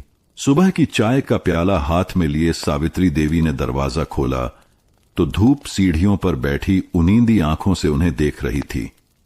ऐसा लग रहा था जैसे आंगन भी जान गया हो, आज कुछ बदल रहा है। उन्होंने नीली चिट्ठी उठाई जिसमें हल्की सी गुलाबी साड़ी के रेशे अटक गए थे, जैसे मां की ममता ने भी खुद को उसमें बांध दिया हो। डाकखाने तक की दूरी बहुत ज्यादा नहीं थी, पर उम्र की थकान अब हर कदम को धीमा कर देती थी। फिर भी आज उनका चलना अलग था। हर कदम के नीचे एक हल्की सी उम्मीद थी। सामने वही पुराना डाकखाना, लाल रंग की दीवारें, धूप से झुलसे हुए लकड़ी के खिड़की पल्ले। वहां बैठे बुजुर्ग बाबूजी ने उन्हें पहचान लिया। अरे सावित्री बहन, बरसों बाद आई। सावित्री मुस्कुराई। चिट्ठी भेजनी है बेटे को। बाबूजी ने हाथ बढ़ाया। नाम बताइए। नरेंद्र वर्मा। पता वही है जो पहले दर्ज था, मुंबई वर्सोवा का। उन्होंने कांपते हाथों से लिफाफा आगे बढ़ाया। बाबूजी ने उसे तौलकर टिकट चिपकाया और रजिस्टर में नाम लिखा। कोई जवाब आए तो हम खबर भेजेंगे बहन जी, उन्होंने भरोसा दिलाया। सावित्री ने हल्के सिर हिलाया। जब वापस मुड़ी तो हवा में हल्का सा सुगंध भरा था, जैसे पुराने दिनों की कोई स्मृति फिर से चल पड़ी हो। रास्ते में उन्होंने 2 गुलाब खरीदे, एक खुद के लिए, एक उस दीवार पर रखने के लिए जहां नरेंद्र की तस्वीर लगी थी। मुंबई की हलचल में, उधर मुंबई में नरेंद्र अपने ऑफिस के कैबिन में बैठा था। कंप्यूटर स्क्रीन पर ढेरों ईमेल्स की कतार, रिपोर्ट्स की चिन्हित गिनती और कानों में मैनेजर की निर्देशात्मक आवाजें, सब उसकी दुनिया का हिस्सा बन चुके थे। लेकिन आज उसकी आंखें बार बार खिड़की से बाहर दौड़तीं, जहां समुद्र अपनी लहरों से अजीब सी कहानियां कह रहा था। टी टेबल पर रखा अधबुना स्वेटर और मां की आखिरी राखी, जो बिना कुछ कहे हर साल आ जाती थी। क्यों नहीं लिखती अब, उसने मन में सोचा। फिर अचानक बिल्डिंग का सिक्योरिटी गार्ड दरवाजे पर आया। सर, पोस्ट आया है आपके नाम, नरेंद्र चौंका। पोस्ट? किसकी? कोई बूढ़ी अम्मा के नाम से है। बहुत धीमी आवाज में बोली थी कि बेटा इसे पढ़ेगा तो समझ जाएगा। नरेंद्र ने कांपते हाथों से लिफाफा लिया। वही मां की लिखावट, वही हल्का नीला रंग, अंदर जैसे बिजली कौंधी। उसने तुरंत दरवाजा बंद किया, लैपटॉप हटाया और लिफाफा खोला। चिट्ठी खुलती है। प्रिय नरेंद्र, स्वेटर पूरा हो रहा है। हर फंदे में तुझे याद किया, हर गांठ में तेरी चुप्पी को बांधा। क्या तू भी कभी अपनी सुई उठा पाएगा? शायद अब वो समय है जब मां की बातें तर्क से नहीं, प्रेम से सुनी जाए। लौटा, मां। नरेंद्र की आंखों में नमी आ गई। पल भर में वो सारा गुस्सा, सारा तर्क, सारी व्यस्तता तिनके की तरह उड़ गया। उसने फोन उठाया। उंगलियां कांप रही थीं। स्क्रीन पर वही पुराना नाम, मां, और इस बार उसने नंबर दबा ही दिया। फोन उधर गांव में बजा। सावित्री देवी बरामदे में बैठी स्वेटर का अंतिम फंदा बुन रही थीं। घंटी बजी। 1, 2, 3 बार। उन्होंने सुई नीचे रखी। हाथ कांपे, लेकिन फोन उठाया। हां? उधर से आवाज आई, मां। एक क्षण को समय ठहर गया। सावित्री देवी की आंखों में आंसू थे, लेकिन होंठ मुस्कुरा रहे थे। तेरा स्वेटर पूरा हो गया बेटा। फोन कट चुका था, पर कमरे में अब भी नरेंद्र की आवाज गूंज रही थी। मां। सावित्री देवी की उंगलियां अब भी कांप रही थीं। बरसों से जो हाथ सिर्फ ऊन की गांठें खोल रहे थे, आज एक भावनात्मक गांठ भी ढीली कर आए थे। वे वहीं बैठी रहीं, जैसे कोई सपना देखने के बाद आदमी कुछ पल चुप खड़ा रहता है। फिर धीरे धीरे उन्होंने स्वेटर उठाया। अब पूरी बाहें जुड़ चुकी थीं, गर्दन की किनारी बस अधूरी थी। उन्होंने सुई थामी और नई ऊर्जा के साथ धागा फिर से चढ़ाया। अब स्वेटर तो समय पर पूरा करना होगा, वो आ सकता है। उधर मुंबई में नरेंद्र की आंखें उस नीले लिफाफे पर टिकी थीं, जो अभी कुछ पल पहले ही खोला था। चिट्ठी की स्याही अब भी ताजा लग रही थी, जैसे हर शब्द उसके लिए ही लिखा गया हो। मां अब भी वही है, सब कुछ वैसा ही। पर क्या वो अब भी वैसा ही था? उसने ऑफिस से छुट्टी ली और बैग पैक किया। एक स्वेटर, कुछ जरूरी कपड़े और वही पुराना ऊन का टुकड़ा जिसे कभी उसने गुस्से में अधूरा छोड़ दिया था। ट्रेन रात की थी, वही गांव वाली जो 7 साल पहले वह छोड़कर गया था। हर स्टेशन पर जब ट्रेन रुकती, वो खिड़की से बाहर देखता, कहीं मां दिख जाए, जैसे कोई दृश्य बिन बुलाए आंखों में उतर आए। मोबाइल में नेटवर्क कभी आता, कभी चला जाता, लेकिन दिल की लाइनें अब जुड़ रही थीं, बिना किसी व्यवधान के। गांव में प्रतीक्षा की तैयारी सरला सुबह सुबह आई। आंखों में चमक थी। अम्मा जी, क्या सच में नरेंद्र बाबू का फोन आया था? सावित्री ने हां में सिर हिलाया। कहां है? आ रहा है। सरला ने जल्दी जल्दी आंगन साफ किया, खिड़की की पर्दे बदले और रसोई में खीर चढ़ा दी। आज आपके चेहरे पर बरसों बाद रोशनी दिख रही है, सरला ने मुस्कुराते हुए कहा। सावित्री ने कुछ नहीं कहा, बस स्वेटर का अंतिम फंदा पूरा किया। फिर उसे मोड़कर एक कपड़े में लपेट दिया, जैसे कोई सहेजी गई विरासत हो। उसी समय खिड़की से धूप भीतर आई। बरामदे की दीवार पर पड़ी परछाई में मां और स्वेटर की सूरत एक हो गई, पुरानी पर सजीव। ट्रेन गांव पहुंचती है। स्टेशन पर उतरते ही नरेंद्र की आंखें भीग गईं। स्टेशन की दीवार पर अभी भी वही पुरानी पोस्टर थे, वही कुल्हड़ की चाय, वही भुट्टे वाला। पर कुछ तो बदल गया था। वो ऑटो पकड़कर घर की ओर चला। सड़कें वही थीं, पर हर पेड़ जैसे एक पुरानी बात कह रहा था। गांव की गलियां आज चुप नहीं थीं। हर कोना किसी गुमशुदा संवाद की प्रतीक्षा में था। जब वह गली में पहुंचा, सामने वही पुराना दरवाजा था और दरवाजे पर मां बैठी थीं, हाथ में वही नीला स्वेटर। नरेंद्र उतरकर कुछ देर उन्हें देखता रहा। वो बुजुर्ग स्त्री उसकी मां ही थी, पर अब उसमें उम्र की थकान के साथ एक जीत की चमक थी। सावित्री उठी। नरेंद्र पास आया। उन्होंने धीरे से स्वेटर उसकी ओर बढ़ाया। पूरा हो गया बेटा, लेकिन तू जब तक पहनेगा नहीं, तब तक मैं इसे पूरी तरह पूरा नहीं मानूंगी। नरेंद्र ने कांपते हाथों से स्वेटर लिया, पहना, और जैसे सालों की चुप्पी उस ऊन की गर्माहट में घुल गई। मां और बेटे ने एक दूसरे को देखा। कोई शब्द नहीं कहा, कोई क्षमा नहीं मांगी, कोई तर्क नहीं किया। बस एक गहरी, सजीव, शांत स्वीकृति थी। रात का खाना खामोशी में बीता, पर वह चुप्पी अब पहले जैसी बोझिल नहीं थी। मां ने रोटियां सेंकी। नरेंद्र ने सब्जी की थाली सजाई। दोनों ने एक दूसरे की ओर देखकर धीरे से मुस्कुरा दिया, जैसे रिश्ते फिर से बुनने शुरू हो गए हों, बिना कोई सिलाई दिखाए। खाने के बाद सावित्री ने धीरे से कहा, तेरे कमरे की अलमारी खोली थी मैंने, अब भी तेरी पुरानी किताबें हैं। नरेंद्र ने आश्चर्य से देखा। अलमारी अब भी वैसी ही है? हां, मां बोली, बिल्कुल वैसी ही, जैसे तू अभी भी यहीं हो, हर दिन। नरेंद्र बिना कुछ कहे कमरे में चला गया। कमरे में पुराना जीवन, कमरे में हल्की सी महक थी, पुरानी किताबों, बंद खिड़की और एक भटकी हुई याद की। अलमारी खोली तो सामने वही भूगोल की किताब, पापा की पुरानी घड़ी और ऊपर के खाने में एक छोटी सी डायरी। उसने डायरी उठाई, खोला तो पहला पन्ना मां के हाथ से लिखा था, नरू के लिए। जब तू बड़ा हो जाएगा, ये डायरी तुझे याद दिलाएगी कि बचपन केवल समय नहीं होता, वो जीवन का सबसे ईमानदार हिस्सा होता है। पन्नों में मां की लिखी बातें थीं। उसके पहले शब्द, पहला स्कूल डे, पहली बार अकेले बाजार जाना, पहली चोट और पहली राखी। नरेंद्र की आंखें नम हो गईं। उसने पास रखे पुराने बक्से में देखा। वहीं रखा था उसका पहला झुनझुना, मां के हाथ से सिला छोटा तकिया और एक अधूरी चिट्ठी। उसने वह चिट्ठी निकाली। बेटा, मैं नहीं जानती कि हम कब और कैसे अलग हो गए।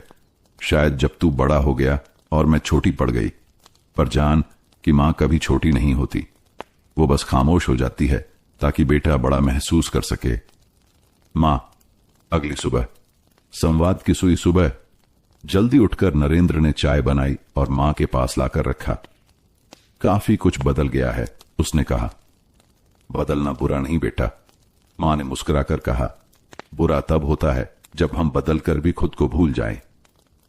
चाय के घूंटों के बीच एक नई बातचीत शुरू हुई। नरेंद्र ने मां से पूछा, आप अकेली कैसे रह लेती थीं? मां हंसी। मैं अकेली नहीं थी बेटा, तेरी यादें हर कोने में थीं। बस तेरी आवाज नहीं थी, वो अब आ गई है। स्वेटर की अंतिम परख। नरेंद्र ने स्वेटर पहना और आईने में देखा।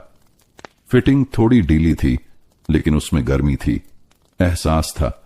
मां की उंगलियों की छाप थी। वह मुस्कुराया और बोला, मां, अब मुझे भी ऊन पकड़ना सिखाओ। मैं भी कुछ बुनना चाहता हूं, शायद हमारे रिश्ते का अगला हिस्सा। मां की आंखें चमक उठी। बिल्कुल, लेकिन ध्यान रहे, हर गांठ में धैर्य चाहिए होता है। उस रात सावित्री ने खिड़की से झांका। आंगन में चांदनी उतर आई थी। अंदर नरेंद्र ऊन की सुई थामे बैठा था। पहला फंदा लगाते हुए उसकी उंगलियां कांपी, लेकिन मां ने हाथ थाम लिया। गलती होगी, उन्होंने कहा, पर याद रख, हर रिश्ते की शुरुआत गलत फंदे से होती है, फिर धीरे धीरे सब ठीक हो जाता है। नरेंद्र अब हर शाम मां के पास बैठता, ऊन की सुई पकड़ता और नई बुनाई सीखता। शुरुआती उलझनों के बाद अब उसकी उंगलियां धागों से दोस्ती करने लगी थीं। एक दिन जब वो मां के पुराने संदूक से ऊन का गोला ढूंढ रहा था, तभी उसके हाथ एक पुरानी रेशमी थैली लगी। मां, ये क्या है? उसने पूछा। सावित्री चौंकी। उनकी आंखों में एक पल को कुछ ऐसा तैर गया जो नरेंद्र ने पहले कभी नहीं देखा था। झिझक, दर्द और एक छिपी स्मृति। वो मत खोलो, उन्होंने धीमे से कहा, पर नरेंद्र रुक नहीं पाया। उसने थैली खोल ली। अंदर एक नन्हा बच्चा स्वेटर था, पीले रंग का। साथ में एक छोटी सी फोटो, दो छोटे बच्चे, दोनों बिल्कुल एक जैसे, जुड़वां। नरेंद्र ठिठक गया। ये कौन है मां? सावित्री ने गहरी सांस ली। वक्त आ गया है तुझे बताने का।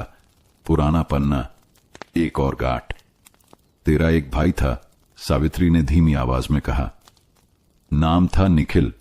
तुम दोनों जुड़वां थे, लेकिन एक बुखार आया जब तुम 2 साल के थे। डॉक्टर दूर था, गांव में दवा नहीं मिल पाई और आंखें भर आईं। निखिल चला गया। नरेंद्र अवाक बैठा रहा। मां, आपने कभी बताया नहीं?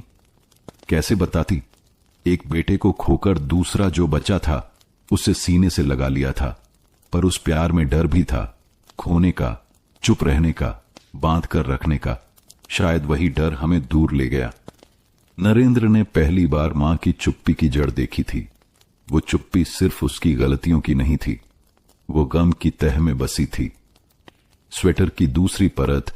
उस रात नरेंद्र ने उस पीले बच्चे स्वेटर को अपनी गोद में रखा और पहली बार ऊन की नई सिलाई शुरू की। मां के साथ नहीं, मां के लिए। क्या कर रहा है? मां ने पूछा। एक स्वेटर बनाऊंगा, निखिल के नाम का। जो आप अधूरा छोड़ आई थीं, उसे पूरा करना मेरा फर्ज है। सावित्री ने कुछ नहीं कहा, बस सुई थामी और उसके पास बैठ गईं। ये स्वेटर कभी कोई पहनेगा नहीं, उन्होंने कहा, लेकिन हर फंदे में वो होगा जो हम दोनों ने खोया और फिर भी साथ रखा। एक नई गांठ। समझ का नाम। अगली सुबह नरेंद्र ने गांव के पुराने मंदिर में जाकर एक दिया जलाया। उस दिए के सामने रखा था अधूरा पीला स्वेटर और एक छोटा कागज। भाई, तुम नहीं रहे, पर मां का डर आज भी तुम्हारे आकार में हमारे बीच था। अब मैं उसे भी बांध रहा हूं, एक नई गांठ में, जिसमें दुख नहीं, समझ है। तेरा भाई। घर लौटते वक्त मां ने आज पहली बार नरेंद्र से कहा, अब तुझसे कोई उलझन नहीं रही। अब तेरे हर फंदे में वो गर्मी है जो रिश्ते मांगते हैं, सुनना, समझना और कभी कभी सिर्फ साथ बैठ जाना। नरेंद्र ने मुस्कुराकर कहा, ऊन की गांठें अब सुलझने लगी हैं मां। शायद अब समय है एक नया स्वेटर बुनने का, जिसमें न शिकवा हो, न गलती, बस हम हों। अब सावित्री देवी के चेहरे पर एक नई चमक थी। उम्र भले ही शरीर को थका दे, लेकिन जब मन हल्का होता है तो चेहरे पर एक जानी पहचानी रोशनी लौट आती है। एक शाम जब नरेंद्र बुनाई के लिए ऊन की नई डलियां लेकर आया, तो मां बरामदे में एक पुरानी कॉपी में कुछ लिख रही थीं। मां, अब क्या बुन रही हो? सावित्री ने बिना सिर उठाए जवाब दिया, अब ऊन नहीं, यादें बुन रही हूं। तुम्हें बताना है ना कि मैं मां कैसे बनी, कैसे टूटी और फिर कैसे जुड़ गई। नरेंद्र उनके पास आ बैठा। यह डायरी है? नहीं, उन्होंने मुस्कुराकर कहा, पत्रिका के लिए कहानी भेज रही हूं। नाम है ऊन की गांठें। नरेंद्र ठिठका। वही नाम जो तुम्हारी बुनाई की हर परत में था। गांव में नया सपना। इसी बीच नरेंद्र के मन में एक नया विचार आकार ले रहा था। वो हर दिन बुनाई सीखते सीखते सोचता, मां की उंगलियों में जितनी कारीगरी है उतनी तो किसी प्रोफेशनल डिजाइनर में नहीं होती। एक दोपहर उसने मां से पूछा, अगर गांव की औरतों को यह कला सिखाई जाए तो क्या वो भी अपनी गांठें सुलझा पाएंगी? मां चौंकी, फिर धीरे से बोली, ऊन से बस कपड़ा नहीं बनता बेटा, वो एक सुनने की प्रक्रिया है। जब कोई स्त्री बुनाई करती है तो उसमें वो सब बुन देती है जो वो कह नहीं पाती। नरेंद्र की आंखों में चमक आ गई। अगले ही हफ्ते गांव के पंचायत भवन में एक पोस्टर लगा, बुनाई सीखें, ऊन से रिश्ते बांधें, नरेंद्र वर्मा और सावित्री देवी द्वारा सिखाया जाएगा। पहली कक्षा, कहानियों से बुना ज्ञान। पहली ही कक्षा में 10 महिलाएं आईं। कोई विधवा थी, कोई बहू। किसी के पति शहर गए थे तो किसी के बेटे बात नहीं करते थे। सावित्री देवी ने ऊन के गोले सभी को बांटे। आज कोई पैटर्न नहीं सिखाया जाएगा, उन्होंने कहा। सिर्फ एक गांठ बांधिए और सोचिए वो किस याद से जुड़ी है। धीरे धीरे महिलाएं बुनने लगीं और उसी के साथ खुलने लगीं। किसी ने मां की याद में गांठ बांधी, किसी ने खोई हुई बेटी के लिए और किसी ने अपने भीतर की थकान के लिए। बुनाई कक्षा धीरे धीरे कहानी कक्षा बन गई। मां की कहानी प्रकाशित कुछ हफ्तों बाद सावित्री देवी की कहानी एक हिंदी पत्रिका में प्रकाशित हुई। ऊन की गांठें, एक मां की चुप्पी का दस्तावेज। नरेंद्र ने वह पत्रिका शहर भेजी, अपने दोस्तों को, पुराने सहपाठियों को। कई ने फोन किया, कुछ ने ईमेल। एक लेख ने उस गांव की बुजुर्ग मां को लेखक बना दिया था। अब सावित्री देवी की ऊन की दुकान गांव की महिलाएं चलाती थीं। नाम रखा गया, गांठ रिश्तों की बुनाई। एक शाम की बात, नरेंद्र और मां आंगन में बैठे थे। चाय के साथ स्वेटर का पैकेट था। इस बार किसी ग्राहक के लिए नहीं, बल्कि एक नवजात के लिए। किसके लिए? मां ने पूछा। नरेंद्र ने धीमे से मुस्कुराते हुए कहा, शहर में एक दोस्त की बेटी हुई है। पहली बार कोई स्वेटर मैं खुद पूरा बुन रहा हूं, पर हर फंदा तुमने सिखाया है मां। सावित्री की आंखें भर आईं। अब तू वही कर रहा है जो मैंने जीवन भर किया, बिना कहे अपने हिस्से की गर्मी बांटना। सर्दियों की एक सुबह थी। हल्की धूप आंगन में पसरी थी। मां सावित्री देवी की उंगलियां आज भी ऊन में उलझी थीं, पर अब वो पहले जैसी तेज नहीं थीं। उम्र अब उनके कंधों से झांकती थी, लेकिन उनकी आंखों में एक गहरा सुकून था। नरेंद्र ने धीरे से पूछा, मां, आज क्या बुन रही हो? मां मुस्कुराई। एक आखिरी स्वेटर, पर यह किसी के लिए नहीं है, ये मेरे लिए है। जब मैं इस घर से जाऊं तो मेरे पास भी कुछ हो जो मैंने अपनी चुप्पियों से बुना हो। नरेंद्र कुछ नहीं बोला, बस उनके पास बैठ गया। उनकी बुनाई की लय अब धीमी हो चुकी थी। हर फंदे के साथ वो जैसे कोई अधूरी बात पूरी कर रही थीं। अंतिम गांठ बांधते हुए उन्होंने ऊन की डलियों को देखा। अब इनमें कुछ बाकी नहीं रहा। नरेंद्र ने धीरे से स्वेटर को उनके हाथों से लिया और उसे तहकर उनके पलंग पर रख दिया। ये सिर्फ ऊन नहीं है मां, ये आपके जीवन का दस्तावेज है।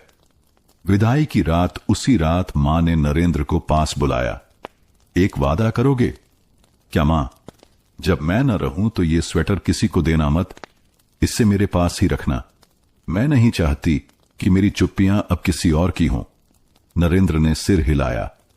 मां, आपकी चुप्पियां अब शब्द बन चुकी हैं, कहानी बन चुकी है। वो हर गांठ अब लोगों को समझ में आने लगी है। सावित्री ने मुस्कुराकर आंखें मूंद लीं और फिर उनकी सांसें धीरे धीरे थम गईं। आखिरी बुनाई कुछ हफ्तों बाद गांव में उनकी याद में एक छोटा सा केंद्र बना। ऊन की गांठें, रिश्तों की कहानी, जहां महिलाएं न सिर्फ बुनाई सीखती बल्कि अपने मन की गांठें खोलती। नरेंद्र अब हर दिन वहां आता, बच्चों को भी ऊन से खेलना सिखाता। स्वेटर जो मां ने बुना था अब एक कांच के फ्रेम में लगा हुआ था, उस पर एक कागज की चिट। हर गांठ एक चुप्पी थी, पर अब वो शब्द बन चुकी है, समापन। जब ऊन जीवन बन जाता है, ऊन की गांठें अब सिर्फ एक कहानी नहीं रही, वो एक चुप्पी से संवाद तक का सफर बन गई थी। नरेंद्र जब भी नई बुनाई शुरू करता, मां की आवाज उसके भीतर गूंजती, धैर्य से बुन बेटा, ऊन भी समझता है कब मन सच्चा है। और यूं एक मां की खामोशी ने पूरे गांव की आवाज बन ली।